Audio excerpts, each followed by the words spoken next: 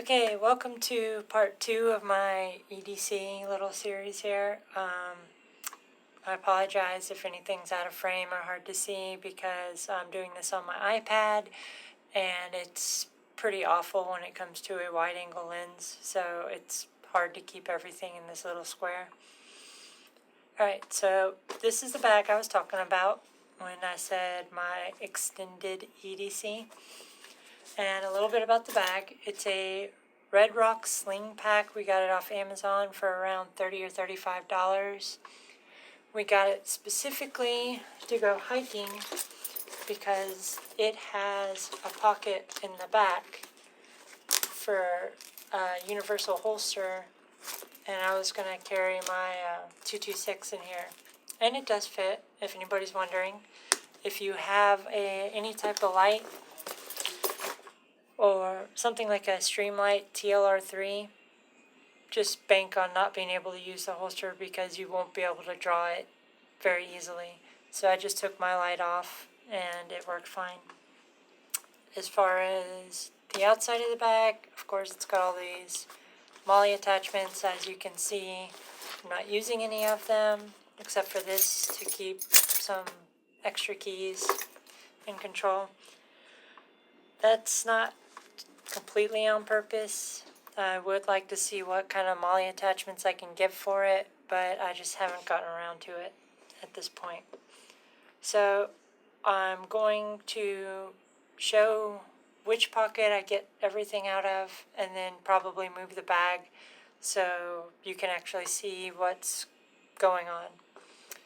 Alright, on the outside pocket, there's nothing in this zipper. That's just empty right there. But in this outside pocket, I have a first aid kit. And word of warning, if you put together a first aid kit for any type of EDC, just bank on it getting raided often. It's very hard to keep stuff in these because it seems like once everybody knows you have it, then they go to you. So in here, got some Band-Aids, some gauze, pads. This is a little spray bottle. I finally was able to get some peroxide in here. All I could find were the small spray bottles, and it just wasn't going to fit. These are some Dramamine.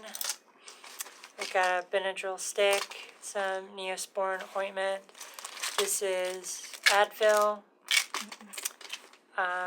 Got two kinds of wraps here for compression and some allergy relief, which is basically Benadryl that you can take because I have some people that are allergic to things around me, so I always try to keep some of this on hand, and some medical tape. So yeah, not really thrills, nothing special in here. I just try to keep it stocked with what I'm likely to need. And this little pouch right here is from Eagle Creek. It's kind of like the organizers that you would get from Maxpedition, except these are very, very inexpensive compared to those.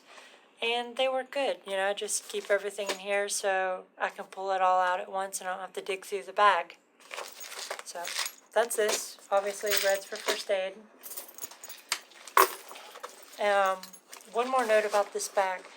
I used to have a messenger bag, which pretty much all of this was in there, and it's at least double the size of this, and it was catching everything.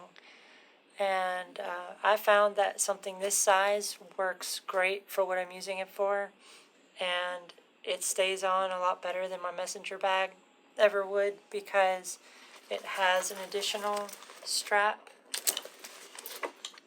right here that goes around the other side of your body, so it won't come off if you have it set up that way. And see, in this pocket, which is the top little outer pocket, all I have in here is a spare magazine. This goes to my 938, and I don't have a magazine holder to keep on me, so I keep it in here. And by the way, those are 124 grain Federal HSTs, 9mm, if anyone's wondering. Alright, on the inside of the pouch, it's going to be difficult to see, but there's a little flap right here. The only thing I have in here, is a larger fixed blade. Now, this isn't the largest fixed blade that I have by any means, but I do try to keep something a little bit larger in the bag just in case. And it's the Sierra KT Dragon, 4.5 inch. Haven't got to use it too much, so I don't know if a review will be coming anytime soon. But if you're thinking about getting this knife, just be aware that it comes razor sharp. I cannot emphasize that enough because I cut this finger almost to the bone the first day I had it because my hand slipped off the sheath. So be prepared. The sheath is stiff, and have a good grip on both whenever you take out that knife, because if it gets you, trust me, you won't forget it anytime soon. So, back to the bag.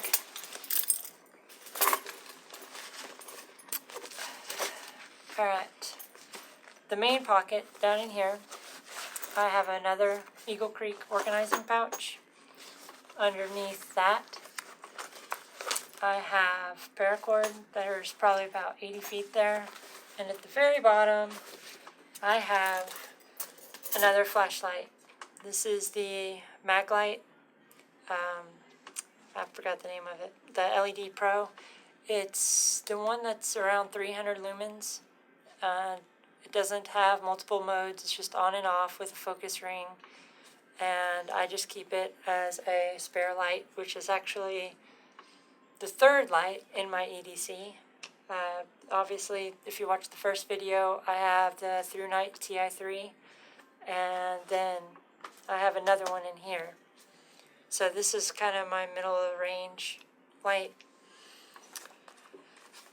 Like I said, 80 feet of paracord. This is the real paracord. I obviously need to get the real holder for paracord that they make. It's plastic and does this, but far more effectively. Haven't gotten there yet, so that's that. And I do use this, so for anybody that thinks they don't need it, well, guess what? You'll find out that you do. Alright, in here,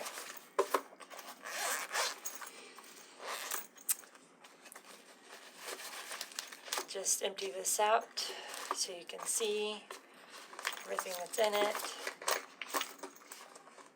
Try and not show all my stuff.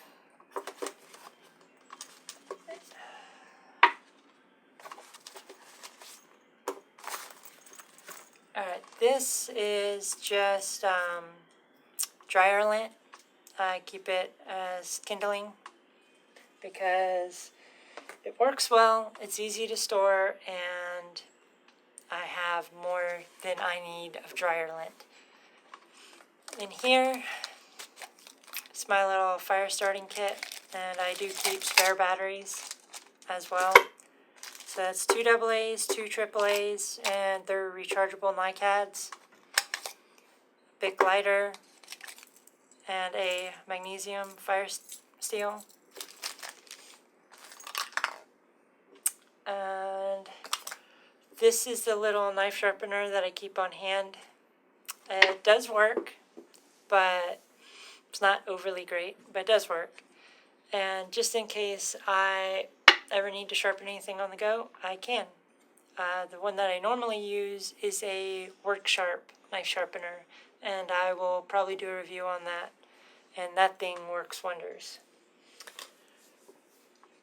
My second EDC flashlight is the ThruNite Neutron 2A V2.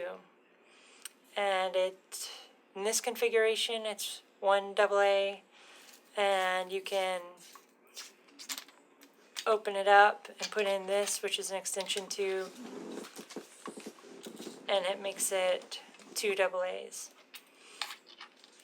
The reason why I have this in there is because it works good on the lower settings, and on the turbo mode with both batteries in, it'll put out 800 lumens, so it'll light up the treetops outside. And if I ever need a really strong light, this is the one that I want to have on me. So, last but not least, in my EDC extended bag thingy is this. Now, if you watched the first video, you know that I carry in my pocket a Leatherman Squirt PS4. This is the Leatherman Surge. It's the big, huge one from Leatherman. And I paid around $100 for this, which seems expensive. But once you get one that suits your needs, you will be surprised on how much you use it. I very rarely go into my toolbox to do anything anymore. Matter of fact, I just put a battery in my bike using nothing but this. And I'm not going to go through everything in here. The one thing that I do want to point out is that it has a bit driver.